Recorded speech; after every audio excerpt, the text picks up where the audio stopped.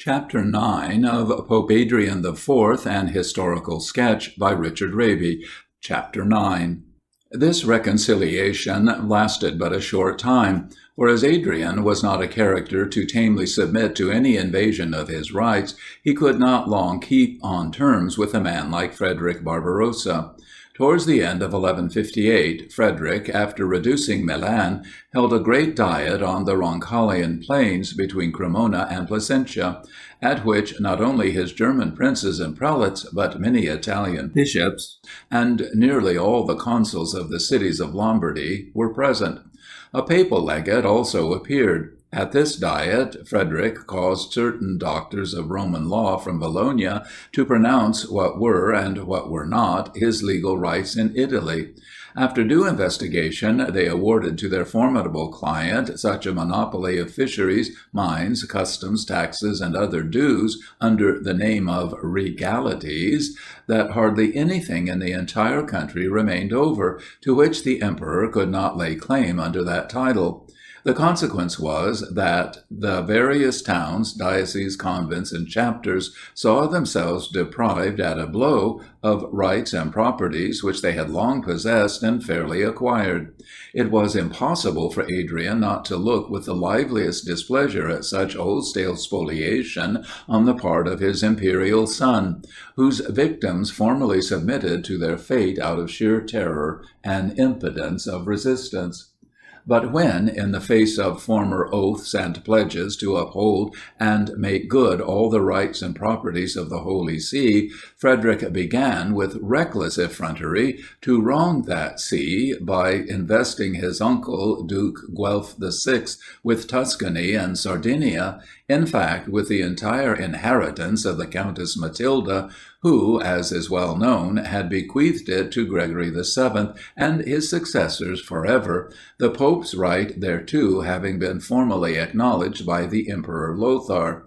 When, however, Frederick began to levy tribute on other possessions of the Church, and did so under pretense of his imperial prerogatives in Rome, when from these temporal he passed to spiritual usurpations, and intruded, firstly, his Chancellor Reynold into the vacancy of Cologne, contrary to the provisions of the Treaty of Worms, to which he was sworn, and secondly, his favourite Guido of Blandrate into the see of Ravenna, in direct opposition to the Pope's wishes, to whose episcopal jurisdiction Guido, as subdeacon in the Roman Church, was exclusively subject, and by whom he was destined for other and more suitable preferment.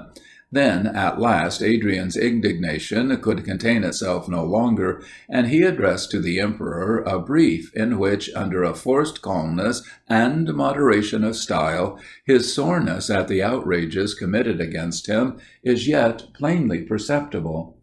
This brief was carried to the emperor by a messenger of inferior rank, who, moreover, did not wait for an answer, but disappeared as soon as he had delivered it. This is asserted by some to have been meant as an insult to Frederick, who, at any rate, took care to view it as such. Adrian, however, was surely of too lofty a character to descend to such a petty act of spleen, and it is far more likely that the messenger, aware of what sort of letter he was carrying, and to what sort of person, did not care, under the circumstances, to do more than his bare errand, but that done, to save himself, hastened from the very possible consequences to his poor limbs of the first ebullitions of the imperial wrath.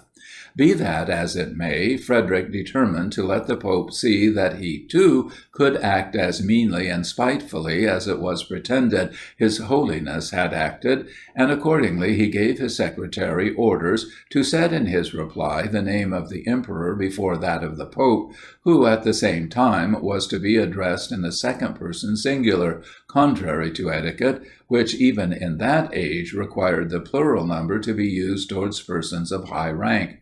To this insolence of Frederick, Adrian rejoined shortly and pithily, rating him for his irreverence to the Holy See and to St. Peter, demonstrating to him how his present conduct belied his former oaths, and warning him lest in seizing that which had not been given to him, he should lose that which had. Frederick, conscious of the grave nature of his crimes against the Holy See, but so long as fortune favored him, obstinate in his pride and deaf to religious reproach, retorted Adrian's reproof more audaciously than ever. The imperial bully now bid the Pope, in plain terms, stick to those things which, as he said, Christ was the first to perform and teach. The law of justice, said he, has restored to everyone his own, and he, Frederick, will not fail to pay the full honor due to his predecessors by preserving intact the dignity and crown which they had transmitted to him. Why he was not to require feudal oaths and service from bishops who profess to belong simply to God is all the more incomprehensible to him, as Christ, the great teacher of all men, freely paid taxes to Caesar for himself and Peter.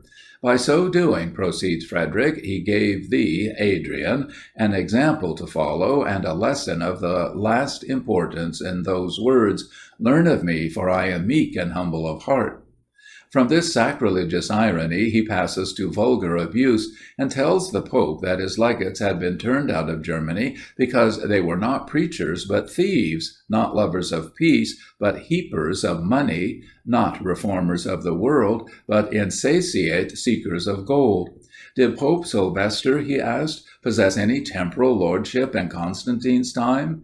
And did not the popes afterwards owe all their temporal power to the generosity of that prince and the rest of Frederick's predecessors? In conclusion, he remarks that it was because he saw the monster pride seated even in the chair of Peter that he felt moved to use the language he did.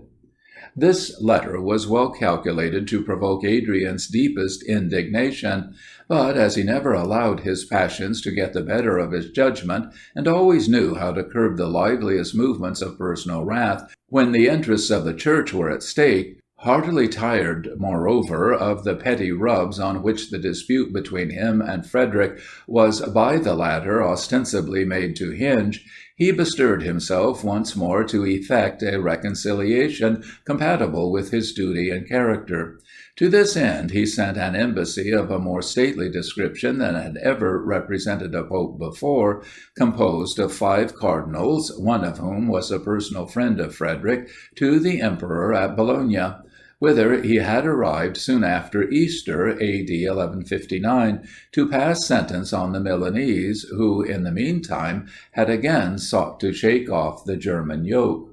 The terms which this embassy was instructed to demand as fair and equitable were as follows: that for the future no imperial agent should exercise pretended imperial prerogatives in Rome without the foreknowledge of the Pope; that no levies on the domains of the Church except when he was crowned; that the Italian bishops should not take oaths of particular, but only of general homage; that the possessions of the Roman Church and the revenues of Ferrara, Massa, Veronola, of the Matilda inheritance, of the country between Acquapendente and Rome, of Spoleto, Sardinia, and Corsica, all acknowledged in the Middle Ages as indisputable fiefs of the Holy See, should be restored. At first the emperor haughtily refused to grant these conditions, then on further reflection offered to abide by the decision of a Committee of Arbitration, to consist of 6 cardinals chosen by the Pope and 6 bishops chosen by himself. But Adrian, as Frederick foresaw and reckoned upon, at once rejected this offer as derogatory to the dignity of a supreme pontiff, which, regarded by Christendom as superior to every temporal jurisdiction, could not therefore bow to one. At the same time he reminded the emperor of his concordat with Pope Eugenius, and called on him to stand to it. Frederick rejoined that he considered himself exonerated from it, as Adrian had been the first to break it by his treaty of peace with the King of Sicily. That this charge was a false one has already been shown. The emperor persisted in his proposition for a Committee of Arbitration. As both parties continued inflexible, all prospect of a reconciliation vanished. Indeed, measures of a hostile character seemed on the point of being resorted to on both sides. For while Frederick gave audience to a republican embassy from Rome and appeared to listen favorably to the overtures made, Adrian openly exhorted the Lombards to persevere in their resistance to the emperor and formed fresh relations with the King of Sicily. He also addressed a brief to the Archbishops of Mainz, Cologne, and Treves, in which he gives his feelings full vent and asserts the superiority of his dignity over the emperor's, in the true spirit of the hierarchy of that age. "Praised be God in the highest," writes he, "that ye remain faithful, while the flies of Pharaoh, sprung from the abyss of hell, and driven about by the whirlwind, are turned to dust, instead of darkening the sun according to their wish. Thanks be to God, who doubtless hath enabled you to perceive that betwixt us and the king there can be no more fellowship. This schism caused by him will yet rebound upon his head. Yes, he is like the dragon that would needs fly through the midst of heaven, and draw after him by his tail the third part of the stars, but toppled into the abyss and left to his successors nothing but the warning that he who exalts himself will be humbled. Thus does this fox, who is your hammer too, think to lay waste the Lord's vineyard. Thus does this wicked son forget all gratitude and godly fear. Not one of his promises has he kept. Everywhere has he deceived us, and deserves therefore our ban as a rebel against God, and as a true heathen. And not only he, but also, we say it for your warning, every one who seconds him. Yea, every one who either in word or thought agrees with him. He sets up his power as equal to ours, as though this last were confined to a mere corner like Germany, to Germany, which, till the popes exalted it, passed only for the smallest of states. Did not the German kings travel about in an oxen-drawn chariot, like any poor philosopher, till Pope Zacharias consecrated Charles? Do they not still hold their court in a forest at Aix, whereas we reside at Rome? Even as Rome is above Aix, so are we above that king, who boasts of his worldwide sway, while he can hardly keep in check one of his refractory princes, or even subdue the rude and foolish race of the Frieslanders. In short, he possesses the empire through us, and that which we gave him, on the supposition of gratitude alone, we can resume. Do ye admonish him after this manner, and reclaim him to the right path, to peace with us, for it will plunge you also into ruin, if there be schism between church and state. It may easily be supposed that words like these would be ill calculated to arrest Frederick's unprincipled career, nor, of course, did Adrian expect they would. He rather acted now under the persuasion that conciliation had reached its limits, inasmuch as further concessions would dishonor his dignity and be a dereliction of his duty as chief pastor of the Christian Church, the unconditional subjection of which, under the brutal sway of the civil sword, Frederick plainly proved that it was his great aim to effect. Adrian therefore resolved, now that every advance in self-sacrifice on his side, consistent with reason and justice, had been made in vain, to arm himself with those thunders which the arm of a pope only can launch, and which the feelings of Christendom rendered so dreadful even to the most potent and hardened offenders.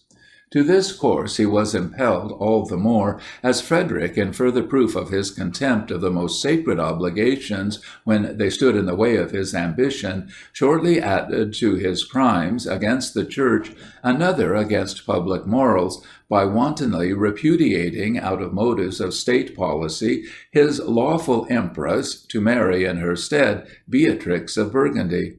Any remnants of hesitation to adopt extreme measures, which Adrian might still cherish, were completely eradicated in his mind by this crying scandal, and he at once prepared a ban of excommunication against the emperor.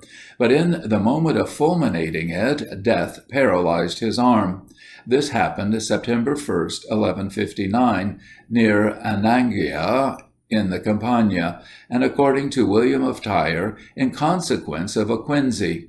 Paggi relates that the partisan of Frederick told a story to this effect, that Pope Adrian died by a judgment of God, who permitted him, while drinking at a well, a few days after denouncing excommunication against the emperor, to swallow a fly, which stuck in his throat, and could not be extracted by the surgeons till the patient had expired through the inflammation produced by the accident. Adrian, however, did not excommunicate the emperor at all, but died on the eve of doing so. His body was carried to Rome and entombed in a costly sarcophagus of marble beside that of Eugenius III in the nave of the old Basilica of St. Peter. In the year 1607, on the demolition of this church, the body was exhumed and found entire, as well as the pontificals in which it was arrayed. It was reinterred under the pavement of the new basilica. According to Paggi, Pope Adrian IV composed catechisms of Christian doctrine for the Swedes and Norwegians, a memoir of his mission to those nations, De Legatione Sua, various homilies, and a treatise on the conception of the Blessed Virgin, performances which appear to have perished. The work describing his mission to the north must have been of great interest, for the light which it no doubt threw on the history and manners of those countries. Münter, the church historian of Denmark, mentions that he sought to discover it at Rome, but without success, it being supposed, if still extant, to lie buried beneath the impractical hoards of the Vatican.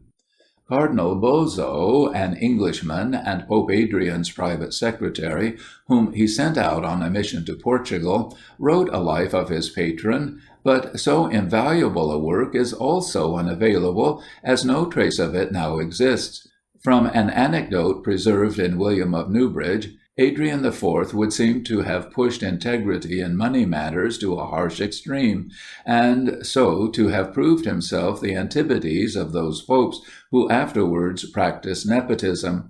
For it is related of him that rather than award a pittance towards the relief of his aged and destitute mother out of those ample revenues which as pope he had at his disposal, but which he did not feel himself justified in diverting to private uses, he allowed her to subsist as best she could on the alms of the chapter of Canterbury. Notwithstanding the incessant conflicts of his short career, he yet found time to do something towards the improvement and decoration of Rome. To this end he projected and carried out various new buildings and restorations, consisting in churches within and without the city, in castles for the protection of the Campagna, and in additions to the Lateran Palace. The duration of his pontificate comprised 4 years and 8 months. End of chapter 9. End of Pope Adrian IV, an historical sketch by Richard Raby.